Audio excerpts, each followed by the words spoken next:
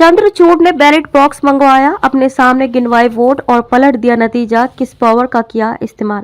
Supreme court के इतिहास में ऐसा पहली बार हुआ जब अदालत में बैलेट बॉक्स मंगवाए गए। सीजीआई ने अपने सामने वोटों की गिनती करवाई और नतीजे घोषित किए। चंडीगढ़ मेयर चुनाव को लेकर दायर याचिका पर सुनवाई करते हुए चीफ जस्टिस डीवाई चंद्रचूड़ की अगुवाई वाली बेंच ने बैलेट पेपर्स का परीक्षण किया और आम आदमी पार्टी के कुलदीप कुमार को विजेता घोषित कर दिया।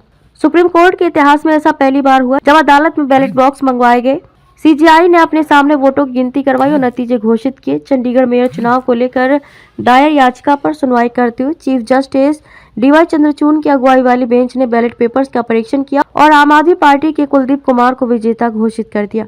सीजीआई डीवाई चंद्रचूड़, जस्टिस जेबी पारदीवाला और जस्टिस मनोज मिश्रा की बेंच ने कहा कि हमारी राय है कि इस तरह के मामलों में हम अपने अधिकार क्षेत्र में संविधान के अनुच्छेद 142 का इस्तेमाल ये सुनिश्चित करने के लिए बाध्य हैं कि चुनावी लोकतंत्र की प्रक्रिया असफल न होने पाए।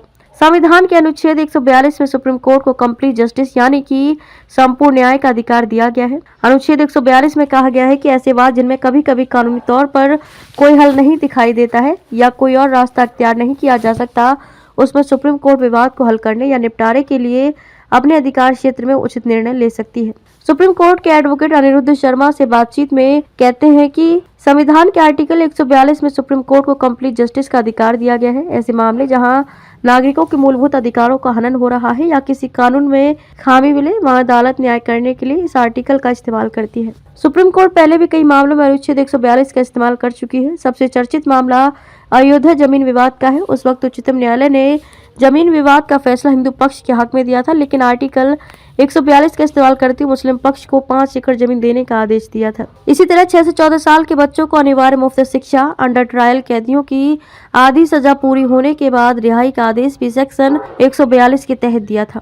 सुप्रीम कोर्ट ने बैलेट पेपर से छेड़छाड़ के आरोपी रिटर्निंग ऑफिसर अनिल मसीह को भी कोर्ट में तलब किया। सीजीआई ने खुद उनसे सवाल जवाब किया। चीफ जस्टिस चंद्रचूड़ ने कहा कि यह बहुत गंभीर मामला है। मैं आपसे सवाल पूछ रहा हूं कि अगर आपने सही जवाब नहीं दिया तो आपके खिलाफ कार्रवाई होगी। आप कैमरे की तरफ देखते हुए बैलेट पेपर पर क्या निशान लगा रहे थे। चंद्रचूड़ अनिल मसीह के जवाब से संतुष्ट नहीं हुए और कहा कि साफ है कि इन्होंने चुनाव प्रक्रिया से छेड़छाड़ की, अपने अधिकारों से परे जाकर काम किया, इसलिए इनके खिलाफ कार्रवाई होनी चाहिए। अनिल मसीह के खिलाफ सीआरपीसी की धारा 340 के तहत कार्रवाई शुरू कर दी गई है। धारा 340 में अदालत में झूठी गवाही देने, गुमराह करने, गलत तथ्य पेश करने, गलत दस्तावेज दिखाने और न्यायालय की अवमानना के आरोपों के खिलाफ कार्यवाही का प्रावधान है। इस आर्टिकल में कहा गया है कि ऐसे लोगों की बुराई रोकने के लिए प्रभावी और कड़ी कार्रवाई करने की आवश्यकता है जो साहस पूर्वक झूठे बयान देते हैं और झूठ और छल, दिखावा, छल और विश्वासघात से माननीय न्यायालय को गुमराह करते हैं।